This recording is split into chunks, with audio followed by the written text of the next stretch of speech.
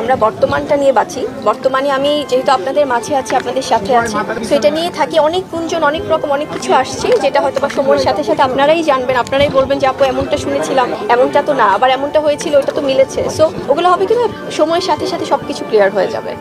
7 মাসের প্রেগনেন্সি নষ্ট করলেন অভিনেত্রী শাবনাম বুবলী।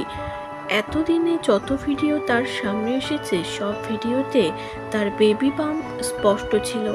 এই বিষয়ে সকলেই জানতো যে শাবনাম বুবলী তৃতীয়বার মা হতে যাচ্ছে।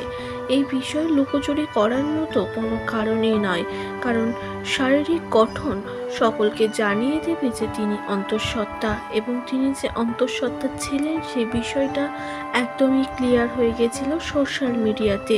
তিনি যেখানেই যেতেন হাত দিয়ে পেট ঢেকে যেতেন।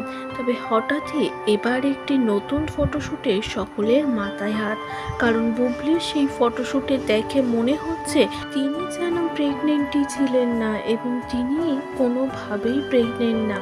গৌতম সাহার নতুন নতুন ফটোশ্যুটে দেখা যায় অভিনেত্রী শাবনাম বুবলীকে। তার এই নীল কালার সালোয়ার শ্যুটে দেখে বোঝাই যাচ্ছে যে তার বেবি বাম্প যেন একদমই নেই। হঠাৎই যেন তিনি বেবি বাম্প থেকে মুক্তি পেয়েছেন।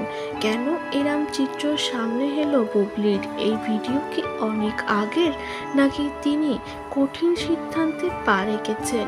অভিনেত্রী শবনম বুবলী বারবারই তার বেবি বাম্প নিয়ে ক্লিয়ার করেননি। তবে কি বুবলী এরম কঠিন সিদ্ধান্ত নেবে বলেই সকলকে জানালেন না?